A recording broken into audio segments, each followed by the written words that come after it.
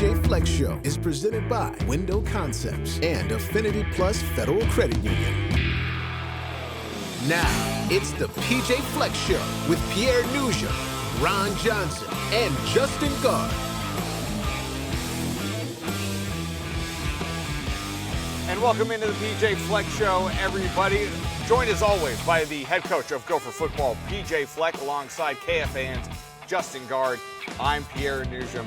The Gophers fall back to 500. The latest game, a 49-30 defeat at Purdue over the weekend. PJ, let's talk about that game a little bit. Defensively for you guys, I think the big picture moment is the big number, I should say, 600 yards allowed of total offense, which is uncharacteristic for you guys as a defense overall. From your vantage point, now that you've had a couple days to look at the tape, what stood out in order to let Purdue kind of run up and down the field the way that they were able to do? Well, we definitely allowed them to do that. So I think you've said that nicely. 600 yards of offense is not exactly what we want to be able to do, obviously. That's not what our defense has done in the past. That's not who we are. But unfortunately, it happened. There's reasons why it happens, but there are no excuses. We got to play way better, and we've got to be able to simplify some things with some of the personnel that we have that are in there right now, and to get them to play more sound and play faster. And part of that starts with coaching them way better. On the personnel that had to play on Saturday, how tough is it to try to figure all that out in real time? When you think, for example, Mav Baranowski's going to be in there for Cody Lindenberg, then all of a sudden Mav, first quarter, I think, goes down, and you're putting pieces in that maybe weren't expecting to play and probably shouldn't be playing, to use your words at this point, because they're so young.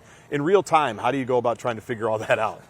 I mean, it's a little bit of a whirlwind when you have 3.5 hours, you're playing a game. I mean, but you're trained for that. You just plug the next guy in, and hopefully they're prepared as much as they possibly can be. And then you have to adjust as you go forward, and you have to adjust based on how people are playing. That's not necessarily how we don't accept anything that happened to how we play defense, our players, our coaches, but we have to be better. That's obviously something that we have to take a lot of pride in. And our guys do. They understand reasons, they see it. And now we just have to be able to play way better. But you got to give Purdue a lot of credit. I mean, they played really well, but we played very unsound. And it wasn't hard to figure out when you put the tape on why the reasons were the reasons. It stood out to you. You had some big moments in the passing game. I see 18 completions from Athan at 292 yards. I mean, that means you were getting chunk plays in the passing game. But overall, Athan finished 18 of 42. The accuracy issues, what would you attribute that to? There's a few things. There's the accuracy piece. There's some drop ball piece. We're playing catch up. We don't want to throw the ball 42 times. Like, that's not how we're going to design, how we're going to win a lot of football games, unless, especially with this football team. And if you're doing that, you're playing catch up, and we're not playing complementary football. So our defense isn't getting stops. We're throwing the ball over the yard. We're not designed. And I'm not saying we can't, but that's not the best formula for us to have a lot of success on Saturdays right now. But that's the lack of complementary football is what you're seeing right now, which we can usually rely on one to play the other. And when we are that, we're a really good football team. There's a lot of reasons why we're not right now. We talk a lot, so forgive me. I can't remember if this was radio show or TV show where you said there's going to be some moments from Chris Ottman-Bell. He's doing a great job being a great teammate. He's been a great run blocker. We talked about that the other day against Michigan State on Jordan Newbin's long run. He probably had a big moment for him on Saturday with catching his first touchdown pass. Comes after he dropped it, goes right back to him, makes it 28-20. Why were you so convinced it was coming for Crab, and what have you seen from him the last couple of weeks? Well, I think his response was critical because that was a huge play in the game. It's 21-13. We dropped the touchdown. We missed the field goal instead of 21-20. And then hopefully before halftime, 28-27. Right. It's a completely different ball game. But he does come back and respond. It was really good to be able to see him be able to do that because he's had such a hard year for injuries. It's been a really hard year on him, especially from just the offseason to where he is now.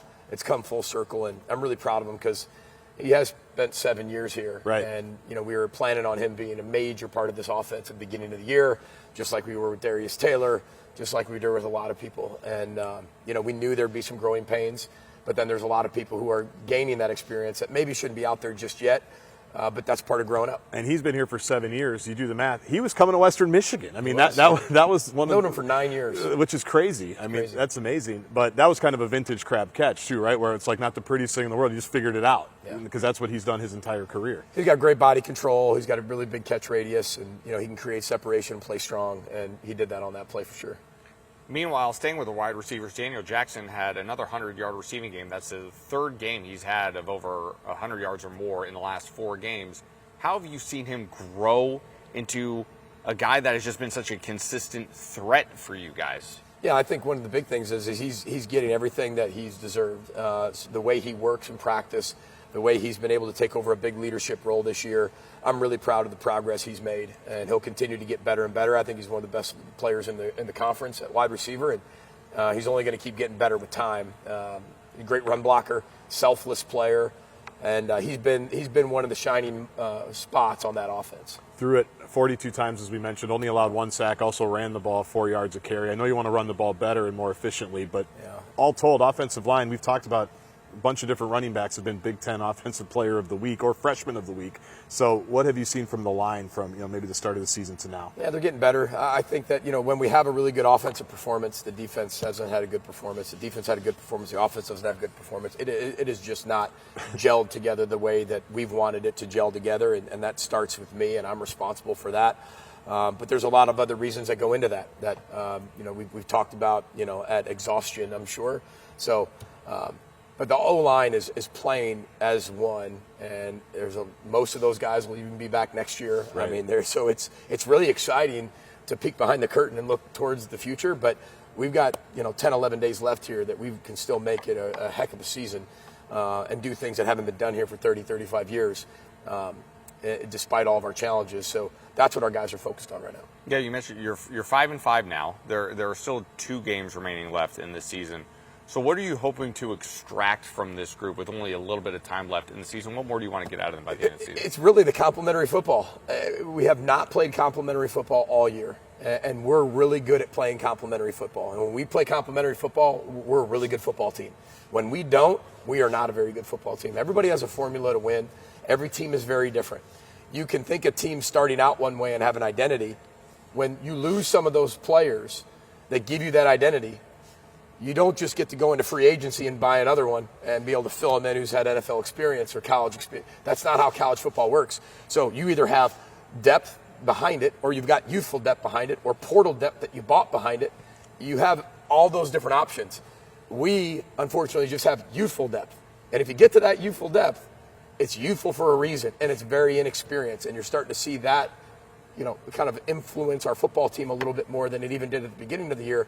But it's great investment for the future. So I'm an optimist. So, I mean, it's great investment. It's not what anybody wants right now. I get it. It's not what I want. It's not what our players want. But they keep working, and nobody questions how hard they play. Even if they're not in the right gap, even if they didn't know what to do, even if they kind of got on there before they probably should be playing and took some on the chin, they play incredibly hard. And that's what I love about our football team. On the complementary football piece, have you had to do some thinking on, all right, maybe in 2019 – I could call a game this way, or I could manage a game this way, because I knew that our offense could end the game against Auburn, for example, or end the game against Wisconsin, things like that, or my defense can go out there and get a stop. Have you had to kind of change how you approach games, knowing that the inconsistency piece you talked about, you're not exactly sure which spot's going to come up on any given week? Well, I think that's the challenge. You don't know, because we have a lot of people at really key positions that hadn't been in that position as the starter before. So how would they handle that? And maybe at the beginning of the year, we didn't handle it so well. So then you start putting in your mind, can we do that? Are we going to have to win different ways? We threw the ball 42 times. We've done that multiple times this year. And that's probably in our tenure, that's probably the most we've thrown it in games over a consistent period of time. But that's what's going to be required for us to be able to be in games if we're not stopping people and we don't have that complementary football. So if we're running the football well, it seems like our defense is not keeping us in the game. If we're not running it well, our defense is keeping it in the game, and then we're throwing the ball. It just never has seemed to gel, and it's unfortunate because that's my responsibility, and I haven't done a good enough job in that yet. We'll still have 2 more games left to play here in the college football season. We'll talk about one of those games a little later in the show, but coming up next, we're going to be joined by tight end Brevin Spanford. Big target for 8th and Callie McManus sits down with us here on the PJ Fleck Show. That's coming up next. Stay with us.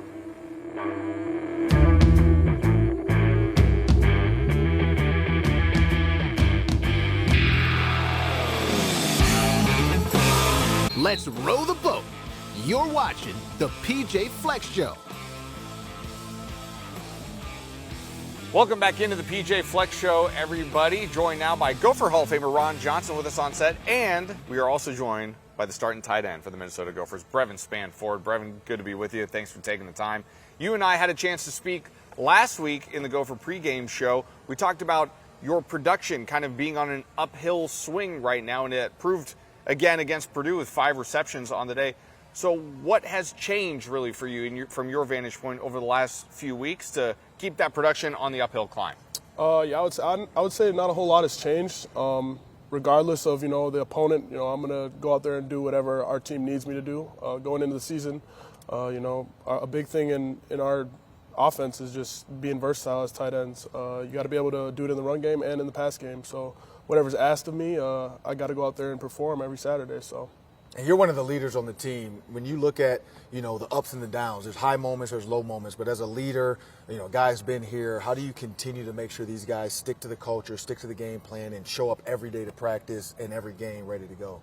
Yeah, Coach does a great job giving us perspective. I think a huge thing for us is just understanding that you can learn from these, ups and downs of the season, or you can choose to not learn from it, and ultimately you'll get nothing from it. So just making sure that, we're getting something from, tough losses or narrow victories and things like that. Just making sure that we're learning, what we need to do better, what we need to improve on, and what we did great at. PJ, he's such a big, athletic target. I know a lot of coaches would love to have a Brevin Spanford on their team. What dimensions does he bring to your offense that maybe some other teams do not have? Well, I think he just creates a big mismatch, because I think he's improved so well in the run blocking over the course of the last 2 years. And I think that when you're a really good run blocker, a lot of things come off of that with the play action pass game, the RPO game. You can make wide receivers a part of the RPO game left and right, but can you make your tight end a piece of that too? And I think he's done a great job of complementing both of those. And I think as the season's gone on, he just continues to get better and better and a bigger part of the offense. And you're going up against teams that want to stop you, you want to score on them, so there can't really be a, hey, everything's going to work out. But how do you see the offense's production against Purdue and then moving forward for the rest of the season? Yeah, we're going to have to do what we have to do to win football games. Again, we were talking earlier just about complementary football. We're at our best when we're playing really good defense and really good offense, and we're controlling the clock, and we've got really good run game and good play action game, and we can take our shots down the field, and we can pitch and catch. The efficiency of our offense is our strength of our offense. When we're inefficient and we're not efficient on defense, we're not a very good football team. It's not hard to figure out. And I think everybody in the country would probably say those things. But when we're efficient on both sides, we can play that complementary football. We just haven't been able to do that enough on offense and defense this year to have the results in the win-loss column.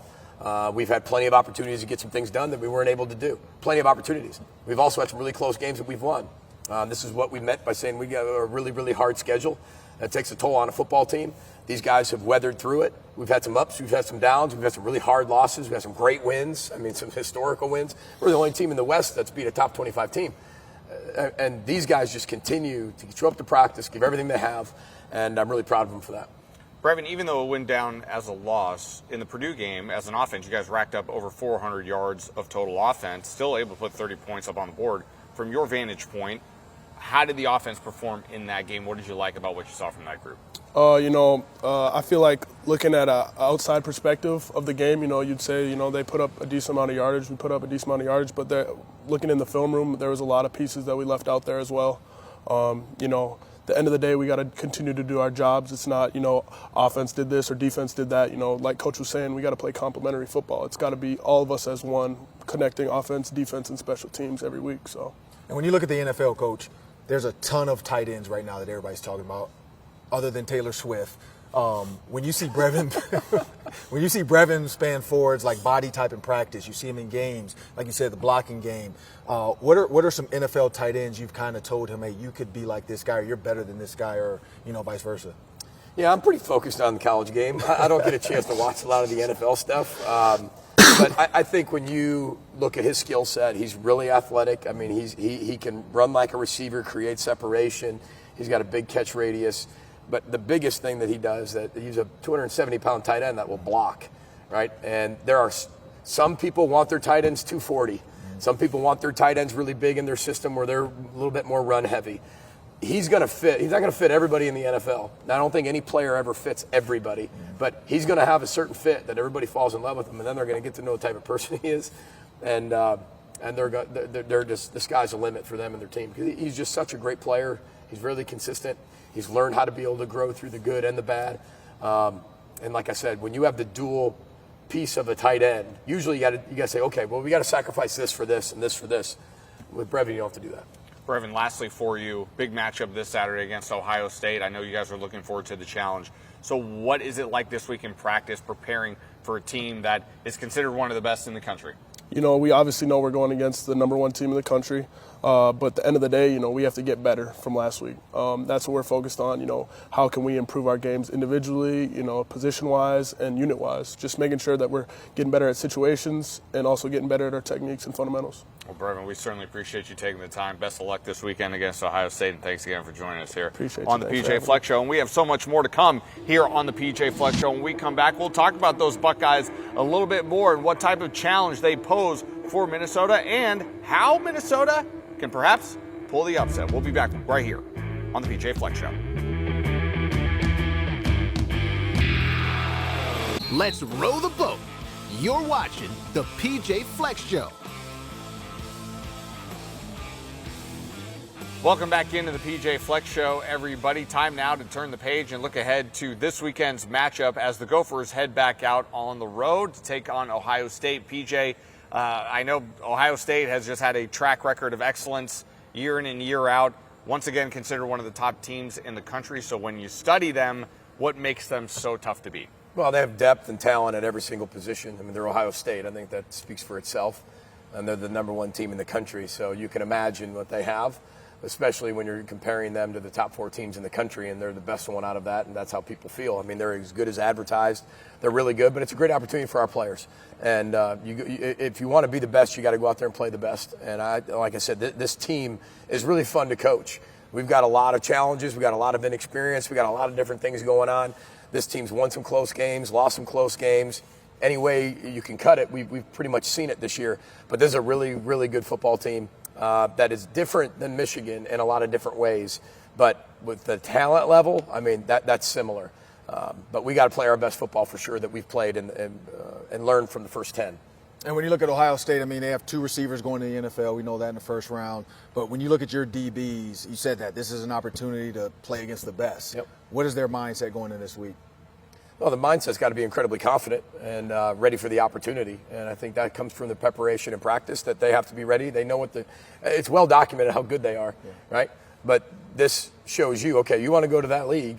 All right, well, this guy's going to be in that league, and he's going to be a top 10 pick, and so is that guy. So let's go down there and lock those guys down and do the best we possibly can, and then you get to see what kind of competition that is. On the other side of the ball, their defense is allowing fewer than 10 points a game, presumably while not knowing the opponent's signals, which is different from other teams in the Big Ten. I said it, not you. But what stands out about their defense? I assume depth, I assume talent, and I assume scheme. They're like Iceman, man. They don't make mistakes. They really don't. They're really good. They're really talented. That's to be expected. But the way Coach Knowles runs his defense, you think you're getting one thing and you get something completely different. They keep everything. They keep you guessing. And then they just don't make mistakes doing that. Some people don't do that because they're afraid of making some mistakes. They don't worry about it because they don't make the mistakes. And they're cool as ice. They're cool under pressure. They make a ton of plays. They create a ton of plays even for their offense. Very opportunistic defense. Rutgers is doing a really good job moving the ball and controlling that game until they didn't. Right. And then, I mean, it was like a swarm of piranhas over the next 3 possessions, and it was over. I mean, it was that fast. And I thought Rutgers did a good job of controlling the game in the first half and had a chance to go, I think, control the second half. And before they knew it, I mean, within 5-6 minutes, they were down 21 points. I mean, they're that good and that opportunistic. So we're going to have to play our best game. I have a feeling I already know the answer to this question, but the reality of it is out there, outside of these walls, out there, not a lot of people are believing in you guys in this weekend's game. But with you internally, how do you get this team to realize, hey, listen, it doesn't matter who it is on the other side of the field. It can be any team. Lace them up, kick it off the same way we do. We can still win this game. As a competitor, I mean, that's what we go recruit. That's what you want to develop. Those are the people that are in this program. And, it doesn't matter who you play. You want to play the best. right? And that's what's so fun about the schedule we've had. It's been challenging. We haven't played well at times. We played really well at times. But it's the challenge that you have in front of you to be and take advantage of that. These guys have been awesome. I mean, even just the last 3 days have been awesome. And the response to even what happened last week and now the opportunity this week. And there's guys in this team that were not here when you guys beat Penn State, so you've had these moments of beating top 5 teams.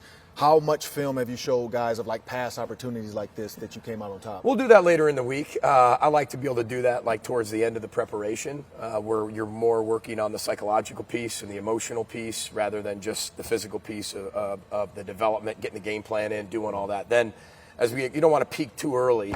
You know, when you're talking about the emotional and mental state. I don't want them ready to run through the wall on Tuesday.